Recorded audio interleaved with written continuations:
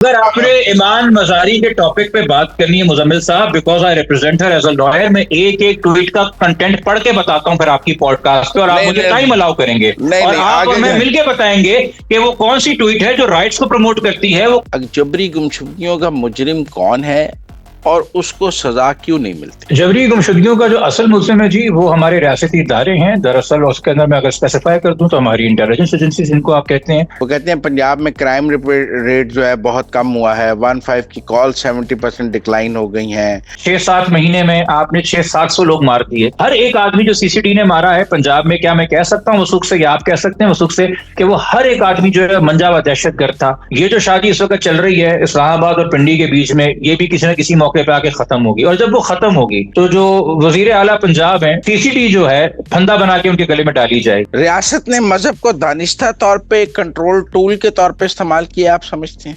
ریاست نے الگ الگ چیزوں کو ٹولز کے طور پہ استعمال کیا۔ آپ ٹی ایل پی کے خلاف جو کریک ڈاؤن ہوا ہے اس کو ٹھیک سمجھتے ہیں؟ مگر مرید کے میں جس طرح سے آپ نے آپریشن کیا، جیسے آپ نے انڈر رپورٹنگ کروائی، جیسے 26 نومبر کو اسلام آباد میں ہوا تھا، تو 11 جنازے تو ہم نے خود دیکھ لیے آخرکار 2-3 مہینے میں سوشل میڈیا پہ ٹیلی ویژن کے ذریعے، کہ اگر ریاست سے 3 مرے یا 11 مرے، جو ایگزیکٹ لوگ مرے کم سے کم وہ فگر آپ ڈسکلوز ہونے دیں اور آپ پھر ہر ایک ڈیتھ کو ڈیفینڈ کریں۔ اچھا، آپ سمجھتے ہیں کہ سیاسی جماعتیں جو ہیں وہ اسٹیبلشمنٹ سے ٹکرانے کی اب طاقت نہیں رکھتی؟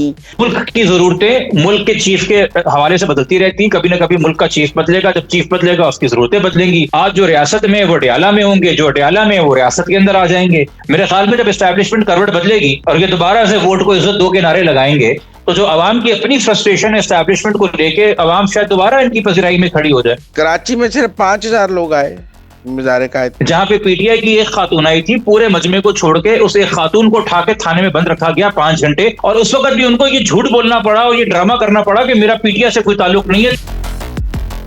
السلام علیکم ناظرین، مزمل سروردی کے آفیشیل یوٹیوب چینل کے ساتھ میں ہوں مزمل سروردی۔ امید ہے آپ خیریت سے ہوں گے۔ میرے آج کے مہمان کسی تعارف کے محتاج نہیں ہیں، جبران ناصر صاحب، آپ ان کا نام جانتے ہوں گے، مختلف حوالوں سے جانتے ہوں گے، ہیومن رائٹ ایکٹیوسٹ کے حوالے سے جانتے ہوں گے، پولیٹیشین کے حوالے سے جانتے ہوں گے، اور ایک سوشل ایکٹیوسٹ کے طور پہ بھی جانتے ہوں گے۔ السلام علیکم جبران، کیا حال ہے آپ کے؟ وعلیکم السلام سر، دراصل میرا پیشہ وکالت ہے، باقی تو سب شوق ہے۔ باقی شوق ہے، ٹھیک۔ اچھا جبران، آپ جو ہے نا کھلے عام طاقتور اداروں کو، مذہبی گروہوں کو، ریاستی بیانیے کو چیلنج کرتے ہیں، خوف سے آزاد ہیں یا خوف کے ساتھ جینا سیکھ لیا؟ نہیں، میرے خیال میں خوف جو ہے، اگر آپ خوف کے ساتھ جینا سیکھ لیں، اور وہ لوگ جن کو خوف سے الجھن ہوتی ہے اور اس لیے وہ بولتے ہیں، تو میرے خیال میں وہ شدید قسم کے ڈپریشن کا جو ہے شکار ہو جائیں گے۔ بات یہ ہے کہ الگ الگ طریقے کار ہیں اپنے آپ کو فعال رکھنے کے اور چیزوں میں کام کرنے کے۔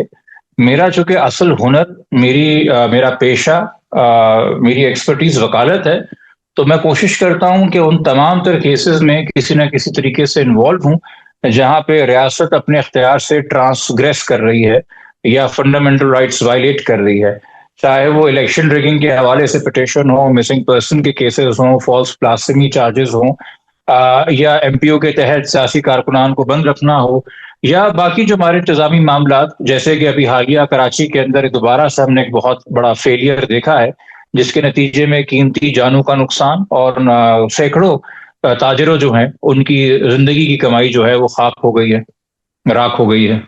دیکھیں، آپ نے ابھی اپنے جواب میں مسنگ پرسنز کی بات کی، جبری گمشدگیوں کی بات کی۔ بڑا سوال ہے، جبری گمشدگیوں کا مجرم کون ہے اور اس کو سزا کیوں نہیں ملتی؟ جبری گمشدگیوں کا جو اصل ملزم ہے جی، وہ ہمارے ریاستی ادارے ہیں دراصل، اس کے اندر میں اگر اسپیسیفائی کر دوں تو ہماری انٹیلیجنس ایجنسیز جن کو آپ کہتے ہیں، بیکاز ان کی یہ جو کلینڈسٹائن ان کا ایک ایگزسٹنس ہے کہ جی ان کے کہاں پہ ہیں سینٹرز، انٹیروگیشن سینٹرز، یا ان کے دفاتر کہاں ہیں، یا ان کے جو افراد ہیں ان کے حوالے سے آئیڈینٹی ریویل نہیں کی جا سکتی، تو ایک جو انگما ان کے تحت بنتا ہے، اور پھر پولیس جو ہے اس کو پتا ہے کہ اگر ہم بطور ایگزیکٹو پولیٹیکل کلاس کے محکوم ہیں، ہم وہاں سے اپنی ڈائریکشنز دیتے ہیں، اور پولیٹیکل کلاس جو ہے وہ اگر ہمارے سیکیورٹی اپریٹس کی محکوم ہے کہ وہ وہاں سے ڈائریکشن لیتی ہے، تو پھر آپ مجھے بتائیے وہ کون سا افسر ہے جو بغیر کسی پولیٹیکل بیکنگ کے یا بغیر اپنے منسٹر کی سپورٹ کے ان جگہوں پہ جا کے چھاپے مارے گا جہاں پہ یہ افراد لے جائے جاتے ہیں۔ میں یہ بات اس لیے وثوق سے کہہ سکتا ہوں چونکہ میں خود وہاں پہ ایک رات گزار کے آیا ہوں، تو میری جب اپنی جبری گمشدگی کچھ گھنٹوں کی ہوئی تھی تو مجھے تو ریاستی ادارے اٹھا کے لے کے گئے تھے، کوئی خلا سے جو ہے کوئی ایلینز نہیں آئے تھے۔ لیکن اب ان کا موقف یہ ہے کہ لوگ خود بھی پہاڑوں پر چلے جاتے ہیں، افغانستان چلے جاتے ہیں، ریاست کے خلاف بندوق اٹھا لیتے ہیں، اور ایسے لوگوں کو آپ جبری گمشدگی کہتے ہیں، حالانکہ وہ تو عسکریت پسند ہوتے ہیں یا خود ہی غائب ہوئے ہوتے ہیں، لیکن ایک نیریٹو بناتے ہیں جبران ناصر جیسے لوگ پاکستان کے اداروں کے خلاف۔ تو سر مجھے آپ بتائیے نا کہ میں نے کون سا اسلحہ اٹھایا ہے، میرے خلاف فی الحال کون سی ایف آئی آر پینڈنگ ہے، میں نے کون سے فورن کنٹری سے فنڈنگ لی ہے، میں نے ایون انسانی حقوق کا ڈیولپمنٹ کا کام کرنے کے لیے کون سی فورن ایجنسی سے فنڈنگ لی ہے، اب مجھے کس جرم کے اندر اٹھایا گیا تھا میرے گھر کے پاس سے، میرے گھر والوں کی موجودگی کے اندر، اور مجھے کیوں 12-13 گھنٹے کا کہتے ہیں انٹروگیٹ کیا گیا تھا، اور مجھ پہ کیوں شرطیں لگائی گئی تھیں کہ ملٹری کورٹس کے حوالے سے بات کرنا بند کر دیجئے۔ تو میں تو اپنا ایک موقف دوں گا۔ آپ وہ ہزار دیکھیے، عوام جو ہے ایک جمہوری معاشرے کے اندر بہت سی چیزوں پہ اختلاف کرتی ہے، اس پہ ریاست کے اوپر وہ ایسے بھی الزام لگا سکتی ہے جس کیس میں کوئی صداقت نہ ہو، مگر بات یہ کہ ریاست جو ہے وہ ٹیکس لیتی ہے، اور دوسرا جو کچھ اختیار ان کے پاس ہے وہ عوام کا دیا ہوا ہے، ایک سوشل کانٹریکٹ کے ذریعے دیا ہوا ہے۔ کسی کی کوئی یہ وراثت کے اندر اس کو نہ سی ڈی ایف کا عہدہ ملتا ہے، نہ آرمی چیف کا عہدہ ملتا ہے، نہ ڈی جی سی کا عہدہ ملتا ہے، نہ ڈی جی ایم آئی کا عہدہ ملتا ہے، نہ وزارت عظمیٰ کا عہدہ ملتا ہے، نہ چیف جسٹس کا عہدہ ملتا ہے، نہ کسی ڈی سی کا اے سی جو بیوروکریٹس ہوتے ہیں ان کو وہ عہدہ وراثت میں ملتا ہے۔ وہ ایک سوشل کانٹریکٹ کے ذریعے، اور سوشل کانٹریکٹ کے اندر اگر وہ کسی ایک شہری کے ساتھ بھی وہ سوشل کانٹریکٹ وائلیٹ کرتے ہیں کہ کسی ایسے انسان کو جس کے خلاف اگر کوئی شواہد تھے تو مقدمہ درج کیا جا سکتا تھا مگر اس کو ہم نے غائب کر دیا۔ ابھی کراچی کے سابقہ M N A M P A Nisar پاور صاحب اپنی 5ویں گمشدگی گزار رہے ہیں، ٹھیک ہے، 80 دن 90 دن 3 مہینے کے لیے غائب ہوتے ہیں۔ ان کا بیٹا جو ان کے ساتھ ہے وہ دوسری گمشدگی گزار رہا ہے، وہ 2024 کے الیکشن میں امیدوار تھے، ان کی پوری الیکشن کیمپین جو ہے وہ گمشدگی میں گزر گئی۔ انہوں نے کون سا اسلحہ اٹھایا ہے عوام کے خلاف؟ ان کے خلاف کون سی ایف آئی آر پینڈنگ ہے؟ وہ کس کو ترغیب دے رہے ہیں ملٹری ٹریننگ کی، یا انہوں نے کون سا خودکش بم جیکٹ ان کے گھر سے نکل آئی ہے؟ تو اس طرح بلیک اینڈ وائٹ میں اس کو پینٹ کرنا میرے خیال میں زیادتی ہے۔ ہمارے یہاں چونکہ پاکستان ایک سیکیورٹی سٹیٹ ہے، جس کے لیے ایک بڑی عجیب سی بات ہے، سیکیورٹی سٹیٹ اس لیے ہے چونکہ سیکیورٹی کرنی ہے کنٹری کی، مگر سیکیورٹی سٹیٹ کو زندہ رکھنے کے لیے مستقل سیکیورٹی کرائسس بڑا ضروری ہے۔ اگر سیکیورٹی کرائسس نہیں ہوگا تو پھر سیکیورٹی سٹیٹ کی ضرورت کیا ہے؟ تو جس چیز کو ہم اسٹیبلش کرنے آئے ہیں دراصل اسی کی کمی جو ہے ہمارے ہونے کے وجود کو اہمیت بھی دیتی ہے اور ریلیونس بھی دیتی ہے۔ تو چونکہ پاکستان کے اندر کبھی خودکش بمباریاں، کبھی خانہ جنگی، کبھی سیپریٹسٹ موومنٹس، یہ حقیقتیں بھی رہی ہیں، اس کے نتیجے کے اندر جو عوام میں ایک آپ کہہ لیجیے انزائٹی پیدا ہوتی ہے، ایک سینس آف ارجنسی پیدا ہوتی ہے، تو اس کی آڑ لیتے ہوئے، عوام کی اس فرسٹریشن کی آڑ لیتے ہوئے ہم فیک انکاؤنٹرز بھی شروع کر دیتے ہیں اور کوئی سوال نہیں اٹھاتا۔ 6-7 مہینے میں آپ نے 600-700 لوگ مار دیے۔ اب کیا ہر ایک آدمی جو سی سی ڈی نے مارا ہے پنجاب میں، کیا میں کہہ سکتا ہوں وثوق سے، یا آپ کہہ سکتے ہیں وثوق سے کہ وہ ہر ایک آدمی جو ہے منجا ہوا دہشت گرد تھا یا بالکل مطلب کہ ہارڈ اینڈ ڈیسپریٹ کرمنل تھا؟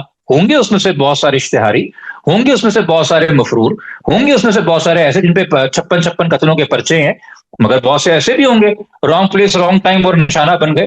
تو ریاست کے لیے تو ہر ایک جان قیمتی ہے نا، ہم یہ نہیں کہہ سکتے کہ چلو 10 صحیح مارے تھے تو ایک غلط بھی مار دیا۔ وہ کہتے ہیں پنجاب میں کرائم ریٹ جو ہے بہت کم ہوا ہے، 1-5 کی کال 70% ڈکلائن ہو گئی ہیں، ختم ہو گئے ہیں، ڈکیتیاں بہت کم ہو گئی ہیں، تو وہ کہتے ہیں اوور آل تو سی سی ڈی کی وجہ سے امن ہوا ہے نا۔ مجھے بتائیے سر، اوور آل سی سی ڈی کی وجہ سے امن ہوا ہے چونکہ آپ نے کہا کہ ہم جو ہے انکاؤنٹر کر دیں گے اگر ہمارے سامنے والا مخالف گروپ کا کوئی ہو، مگر آپ کہہ رہے کم ہو گیا، مگر کیا ختم ہو گیا؟ وہ لوگ جو ابھی بھی قتل کر کے فرار ہیں، وہ لوگ جو کر کے فرار ہیں، وہ مقدمے جو ابھی بھی آپ کے سامنے آتے ہیں خواتین کے ساتھ زیادتی کی اور وہ بھگت رہی ہیں، تو کہنے کا مقصد ہے those who have fallen on the wrong side of the state، جو یا تو مسل گروپ ہے کسی اپوزیشن پولیٹیکل پارٹی کا یا ان کا خود کا ماضی کا بیگیج ہے، اس کو تو انہوں نے مار دیا، اس کو تو انہوں نے گرا دیا۔ اور پھر دوسری بات، سی سی ٹی کا قانونی وجود کیا ہے اور کس قانون کے تحت سی سی ٹی جو ہے وہ عمل کرتی ہے، اس کے ارد گرد بھی جو ہے ایک بہت بڑا میرے خیال میں ایک مسٹری ہے، اور یہ میں پیشن گوئی کر دوں، آنے والا وقت یہ بتائے گا۔ ہمارے ہاں ایک چیز کی کمی ہے سیاست دانوں کے اندر بھی اور ہماری ملٹری اسٹیبلشمنٹ میں بھی، اور وہ ہے مستقل مزاجی۔ اس لیے کوئی بھی شادی کنوینئنٹ یا انکنوینئنٹ جو ہے کچھ سال سے زیادہ چل نہیں پاتی۔ یہ جو شادی اس وقت چل رہی ہے اسلام آباد اور پنڈی کے بیچ میں، یہ بھی کسی نہ کسی موقع پہ آ کے ختم ہوگی، اور جب وہ ختم ہوگی تو جو وزیر اعلیٰ پنجاب ہیں، جو ویسے ایڈمنسٹریٹولی ان کی بڑی تعریف ہے، بڑا اچھا کام کر رہی ہوں گی، CCT جو ہے پھندا بنا کے ان کے گلے میں ڈالی جائے گی. یہ ساری انکوائریاں کھولیں گی. اس پہ کل کا کوئی چیف جسٹس سو موٹو بھی لے گا کہ تمام تر چیزیں ان کو ہانٹ کرنے کے لیے آئیں گی. بیکاز یو کین ناٹ گیٹ اوے ود اٹ. وقتی طور کے اوپر یہ آپ کو سارے چونچلے اچھے لگتے ہیں, بعد میں یہ آپ کے گلے آتے ہیں. آپ یہ بلاسفیمی لاز کے حوالے سے بھی ایک موقف رکھتے ہیں. آپ کے خیال میں توہین مذہب کے جو قوانین ہیں یہ بھی خوف پھیلانے کے لیے ہیں یا ان کی معاشرے کو ان کی ضرورت ہے؟ پاکستان میں خوف پھیلانے کے لیے تو آپ کو قانون کی ضرورت نہیں ہے نا, وہ تو آپ ایسے ہی پھیلا سکتے ہیں. ٹھیک ہے. دوسری بات یہ ہے کہ اگر کچھ لوگ ایک چیز کا قانون کے اندر تو طریقہ کار دیا ہوا ہے کہ بھائی اگر کسی نے گستاخی کی ہے معاذ اللہ تو آپ اس کی FIR کٹا دیجئے اور اس کا مقدمہ کر دیجئے. اور آپ کو پتا ہے کہ ان کیسز کے اندر پوری بار ایسوسیشنز جو ہیں ایک بڑا کنڈیمیبل کام کرتی ہیں کہ وہ ریزولوشن نکالتی ہیں کہ کوئی بھی ایسے کسی سیکشن کا مرتکب ہوا ہو جو بلاسفیمی کے اندر آتے PPC کے, تو اس کی کوئی ریپرزنٹیشن نہیں ہوگی. ججز بھی آپ کو پتا ہے بیل دیتے ہوئے گھبراتے ہیں. میڈیا بھی اس پہ کھل کے زیادہ رپورٹ نہیں کر پاتا. اور سالوں سالوں اپیلیں ان کی پینڈنگ رہتی ہیں. جنید حفیظ کا کیس آپ کے سامنے ہے, ان کی اپیلیں پینڈنگ ہیں سالوں سے, ان کو 10 سال سے زیادہ کا عرصہ ہو گیا بہائنڈ باز. پھر بھی کیا ضرورت ہے کہ لوگوں کو لگتا ہے کہ نہیں یہ ساری سیفٹی اور ایشورنسز ہمارے لیے کافی نہیں ہے, بہتر ہے ہم تھانے میں گھس کے لاک اپ کو توڑ کے پولیس کو زد و کوب کر کے SHO کا سر پھاڑ کے اس انسان پہ جس پہ الزام لگا ہے بلاسفیمی کا اس کو چوراہے پہ لا کے اس کو بنانا کر کے اس کو لاتے غصے مار کے شہید کر کے پھر اس کی ڈیڈ باڈی کو آگ لگا دیں. تو یہ تو کسی قانون میں نہیں لکھا. تو کہنے کا مقصد ہے کہ خوف جو پھیلانا چاہتے ہیں ان کو خوف پھیلانے کے لیے جذبات ہو سکتا ہے, کسی کے رجحان ہو سکتا ہے, کسی کا انٹرسٹ یا لائکنگ ہو سکتی ہے, اس کو ایکسپلائٹ کرنا کافی ہے. قانون ہونا ان کے لیے ضروری نہیں ہے. اس لیے جو مسئلہ ہے موب لنچنگ اور موب وائلنس کا, یہ اتنا بلیک اینڈ وائٹ نہیں ہے کہ آپ قانون امینڈ کر دیں گے یا قانون چینج کر دیں گے تو موب لنچنگ ختم ہو جائے گی. ہمارے رویوں کا جو ہے قانون کے ہونے سے موجودہ حال میں کوئی تعلق نہیں ہے. قانون کی جو موجودہ شکل ہے وہ زیادہ بڑا اونس اور برڈن ڈالتا ہے ریاست کے اوپر کہ ریاست اس قانون کو پراپرلی امپلیمنٹ کرنے میں فیل کیوں ہے, اور ریاست کیوں اس قانون کے غلط استعمال کے نتیجے میں جو فیک FIRs ہوتی ہیں, فالس FIRs ہوتی ہیں, ان میں پازیٹیو چالان جمع کراتی ہے, اور کیوں نہیں انویسٹیگیشن کی اسٹیج کے اوپر یہ واضح کر دیتی. میں آپ کو اپنے اس وقت ایک کرنٹ کیس کے حوالے سے ریفرنس دیتا ہوں. میں یہ نہیں کہہ رہا کہ پورے پاکستان میں ہی ایسا ہوتا ہے, بٹ ہمیں یہ دیکھنا ہے نا کہ جہاں بھی کسی ایک انسان پہ بھی اگر تہمت غلط ہے تو ہم سب کو بطور مسلمان اس کا خیال ہونا چاہیے, احساس ذمہ داری ہونی چاہیے. میرے کیس میں ایک ملزم ہے 2013 سے اس کی رپورٹیں ہیں میڈیکل سائیکولوجیکل ہسپتالوں کی, 4 سے 5 مختلف ہسپتالوں کے اندر وہ زیر علاج رہا ہے. اسکیزوفرینیا اس کو ڈائگنوز 2013 سے ہوا ہے. وہ کبھی ورس ہو جاتا ہے, کبھی تھوڑا بہتر ہو جاتا ہے وقت کے ساتھ دوائیوں کے ساتھ, کبھی دوبارہ ریلیپس کر جاتا ہے.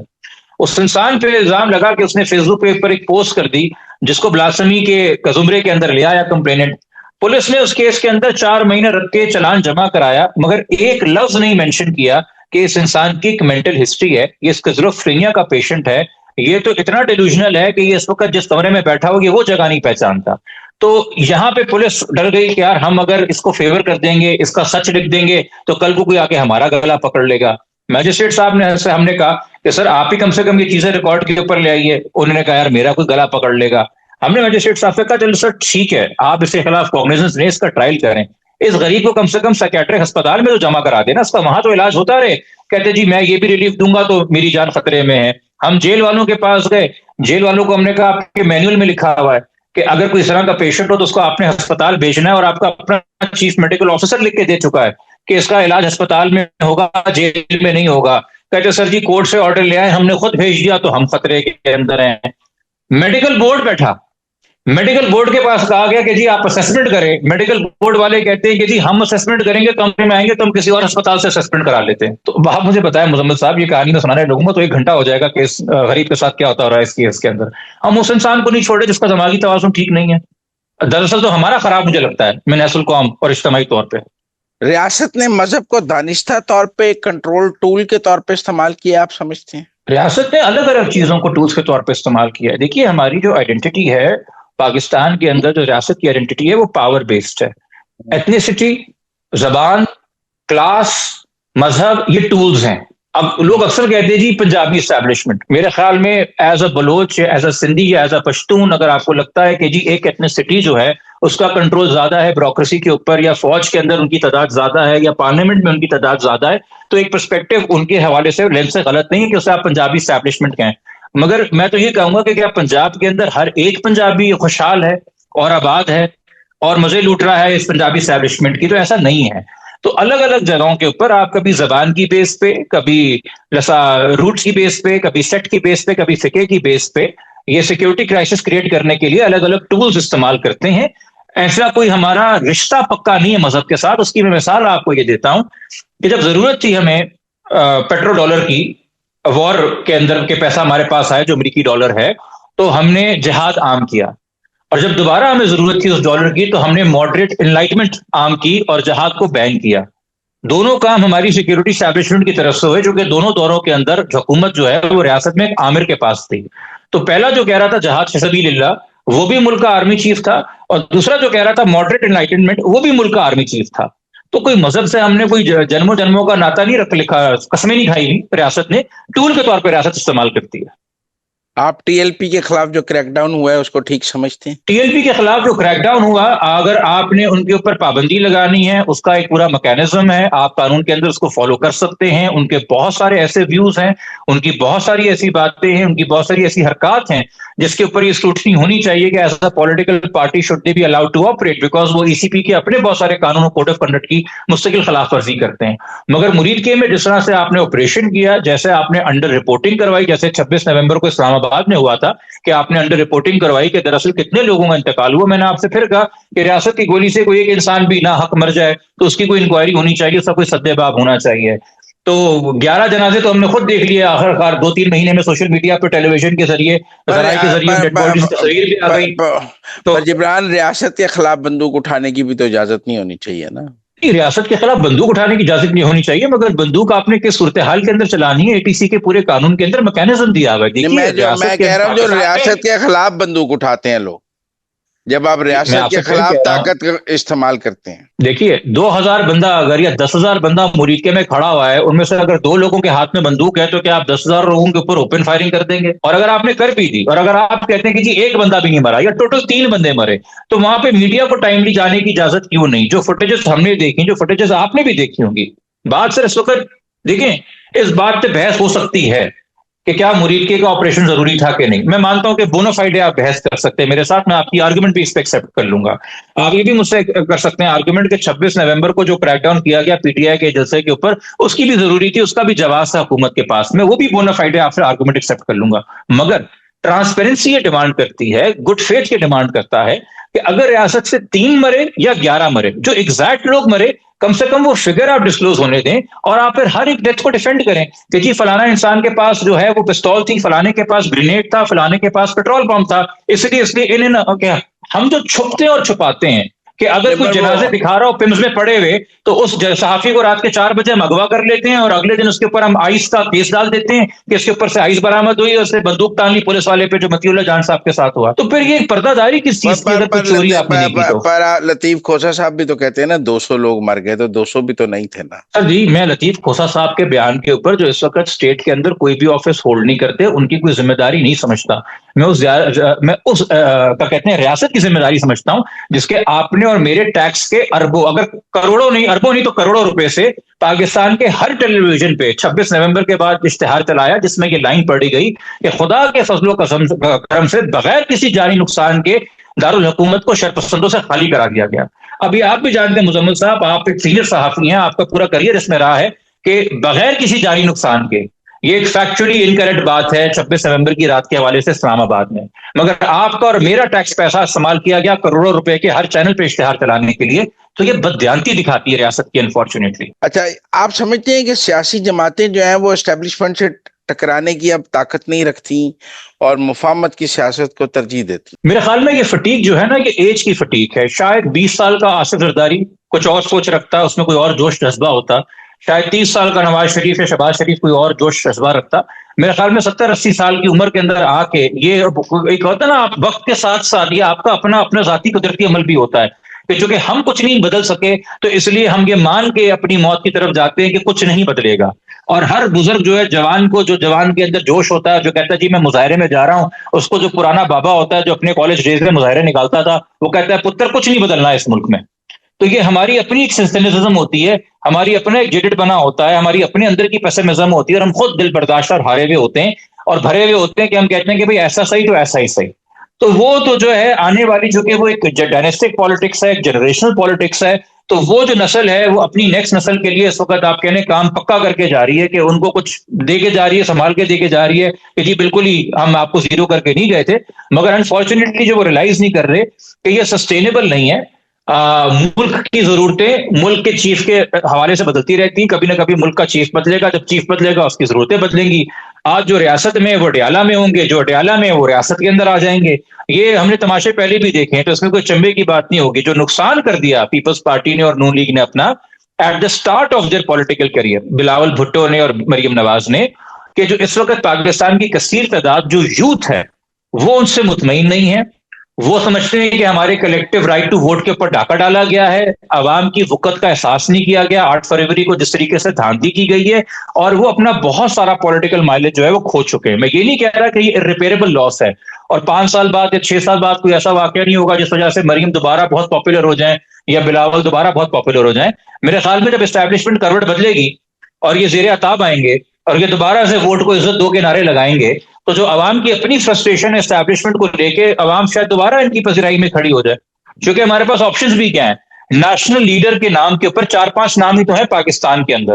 جو کوئی بات کرتا ہے تو لوگ اس کے پیچھے کھڑے ہو جاتے ہیں. جبران دیکھیں, لوگوں نے 8 فروری کے انتخابی نتائج کو قبول کیا کیونکہ بہت سارے لوگ سڑکوں پر نہیں آئے.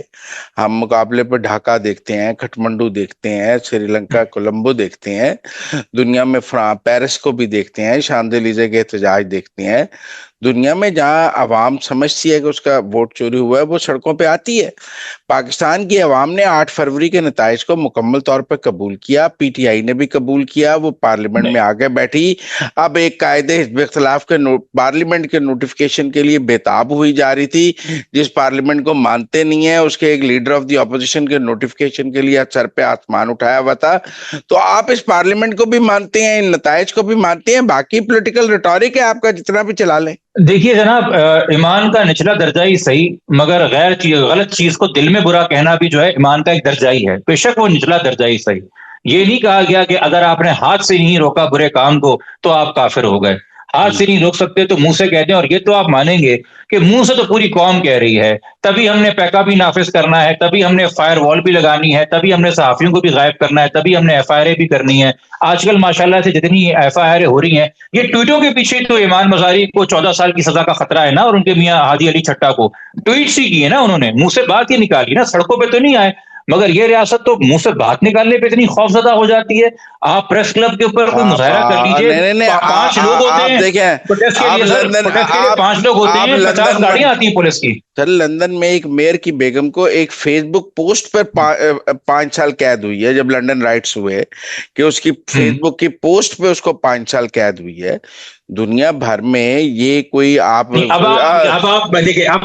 ٹاپک کنفیوز کر رہے ہیں سر. آپ یہ کہہ رہے ہیں کہ لوگ باہر نہیں نکلے, میں کہہ رہا ہوں لوگ باہر نہیں نکلے, ہاتھ سے نہیں روکا, زبان سے تو روک رہے ہیں نا, بات تو کر رہے ہیں. وہ کیا بات کر رہے ہیں سر؟ دیکھیں اس میں بھی بڑا امپورٹنٹ ہوگا, اگر آپ نے ایمان مزاری کے ٹاپک پہ بات کرنی ہے مزمل صاحب, because I represent her as a lawyer, میں ایک ٹویٹ کا کنٹینٹ پڑھ کے بتاتا ہوں پھر آپ کی پوڈ کاسٹ پہ, اور آپ مجھے ٹائم الاؤ کریں گے, اور آپ اور میں مل کے بتائیں گے کہ وہ کون سی ٹویٹ ہے جو رائٹس کو پروموٹ کرتی ہے, وہ کون سی ٹویٹ ہے جو ملک میں آتش زدگی کو پروموٹ کرتی ہے, وہ کون سی ٹویٹ ہے جو ملک میں ٹیررزم کو پروموٹ کرتی ہے.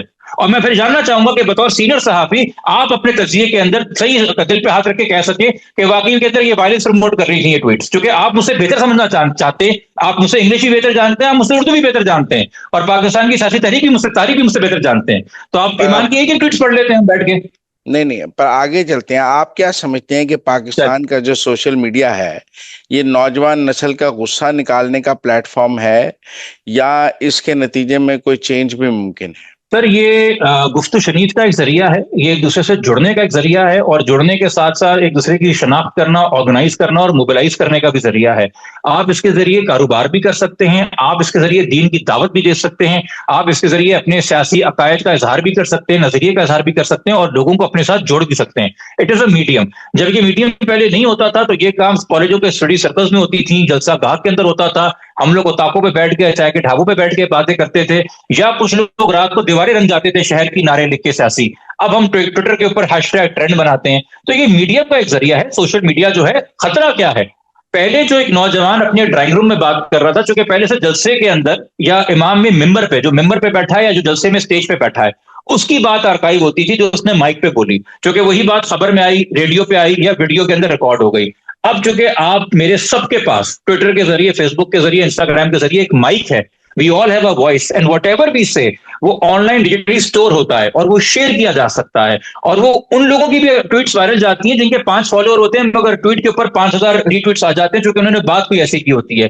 اس لیے ریاست کو اب ہر ایک سے ہی خطرہ ہے، اور یہ ریاست آپ سے مجھ سے بہتر جانتی ہے کہ یہ الیکشن چوری کے نتیجے میں آئی ہے، اسی لیے یہ اتنا زیادہ حساس اور خوف زدہ ہے کہ ایک انسان جس کو 2 سال سے آپ نے جیل میں ڈالا ہوا ہے، اس کی بہنوں کو اس سے نہیں ملنے دیا جاتا، اس کی پارٹی کو اس سے نہیں ملنے دیا جاتا، ایک بندہ تو جیل کے اندر ہے، 10x10 ہو یا 30x30 فٹ کی جیل ہو، جتنا بھی اچھا اس کے اندر ٹریٹمنٹ دے رہی ہو نہ دے رہی ہو ریاست، مگر خوف زدہ اس سے اتنا ہے کہ یار اس کی 2 باتیں اس کی بہنیں باہر آ کے نہ کر دیں۔ تو ان کو پتا ہے ڈے 1 سے کہ ان کی لیجیٹمیسی نہیں ہے، اگر یہ خوف نہیں ہوتا تو یہ کانفیڈنٹلی چل رہے ہوتے، اجازت دیتے سب کو جلسے کرنے کی، جلوس کرنے کی، جو کرنا ہے وہ کرنے کی۔ پر ابھی کراچی میں یہ چاہتے ہیں کہ ہم کراچی میں 5000 لوگ بھول جائیں، شارٹ ٹرم میموری لاس کا نقصان ہو جائے ہمارا۔ کراچی میں صرف 5000 لوگ آئے مظاہرے کا۔ سر کراچی کے اندر 5000 لوگ آئے، مگر ماشاءاللہ سے آپ یہ دیکھیے کہ جب پی ٹی آئی کے لوگ باہر نکلتے ہیں، ابھی بھی پروٹیسٹ کے اندر میں نے ریسنٹلی سول سوسائٹی کے پروٹیسٹ اٹینڈ کیے جہاں پہ پی ٹی آئی کی ایک خاتون آئی تھی، پورے مجمع کو چھوڑ کے اس ایک خاتون کو اٹھا کے تھانے میں بند رکھا گیا 5 گھنٹے۔ میں خود وومنس پولیس تھانے رات 12 بجے تک بیٹھا رہا ہوں تو ان کی رہائی ہوئی ہے، اور اس وقت بھی ان کو یہ جھوٹ بولنا پڑا اور یہ ڈرامہ کرنا پڑا کہ میرا پی ٹی آئی سے کوئی تعلق نہیں ہے تو ان کی رہائی ہوئی ہے، ورنہ انسٹرکشنز آئی ہوئی تھی 2 لوگوں کے لیے کہ بلوچ یکجہتی کمیٹی کا کوئی مل جائے یا پی ٹی آئی کا کوئی مل جائے، یہ دونوں میں قابل قبول نہیں ہے۔ یہ میں آپ کو اپنی آنکھوں دیکھا حال بتا رہا ہوں۔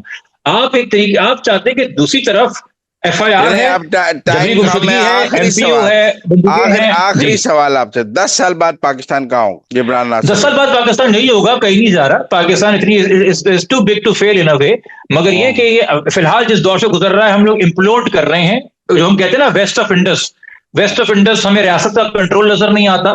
بلوچستان کا اس وقت جو حال ہے، ہم نے چھوڑے خطے کو، ہم نے لوگوں کو کھو دیا ہے۔ ہمارا نقصان یہ نہیں ہے کہ بلوچستان کی زمین ہمارے کنٹرول میں نہیں ہے، نقصان ہماری یہ ہے کہ بلوچستان کے لوگ ہم سے خفا ہو گئے ہیں، ہم نے ان لوگوں کو کھو دیا ہے۔ قومیں عوام سے بنتی ہیں، اگر آپ عوام کو نسل در نسل اتنا مایوس کر دیں کہ وہ آپ میں انٹرسٹ ہی چھوڑ دیں، یہ سب سے بڑا نقصان ہے۔ کوئی گوادر پورٹ، کوئی ریکورڈ ایک، کوئی سندھ اس کو بحال نہیں کر سکتا۔ معذرت کے ساتھ عزت نفس جو ہے وہ یہ پیسے دے کے یا نوکری دے کے بحال نہیں کی جاتی، عزت نفس ایک لیوڈ ایکسپیرینس ہوتا ہے۔ آپ کو بھی اپنی عزت پیاری ہے، مجھے بھی اپنی عزت پیاری ہے، ہمیں اپنی عوام کو عزت دینے کی ضرورت ہے، اس کے لیے ان کے وجود کا اقرار کرنے کی پہلی ضرورت ہے، جو کہ ہم اپنی عوام کے ساتھ نہیں کر رہے۔ بہت شکریہ جبران ناصر ہمارے ساتھ بات کرنے کا، it was pleasure talking to you, thank you very much. Likewise جناب، بہت شکریہ۔